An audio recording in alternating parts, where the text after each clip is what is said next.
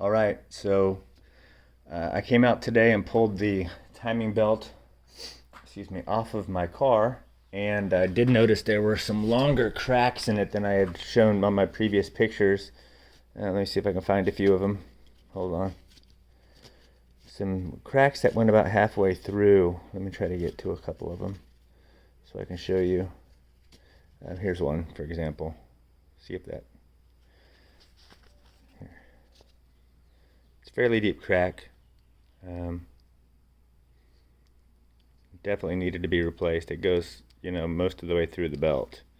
And then there were a few more like that as well. Here's a couple. Here's the other couple that really interested me.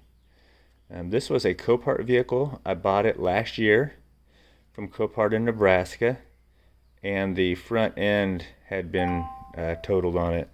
So I put a new front end on the vehicle, and put a slight lift on it, a couple inches, and it still has the air suspension in the back. But this is my vehicle in my garage.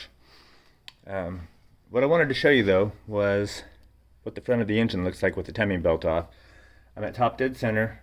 The marks line up on both of the heads. So what I did notice first and foremost was a bunch of orange dried coolant behind my idler pulley, my belt idler, and now I'm replacing both of these idlers. This one, nice and quiet. Sounds good. This one, check the play out on this if it'll show on video. A lot of play on this tensioner pulley, and listen to it. It is ready to be pulled off, and the new one comes with the kit. But yeah, there's a ton of play in it, and it's pretty worn out. So I'll be replacing both of those. It looks like I've got a cam seal leak, so I'll probably replace that. I called Toyota, they have them in stock, so I'll just run down there and grab a couple of them, one for each side. Although this one does not appear to be leaking at all. Might as well replace them while I'm in here. They come off pretty easily. And yeah, and then crankshaft seal does not appear to be leaking, but while I'm here I might as well replace it.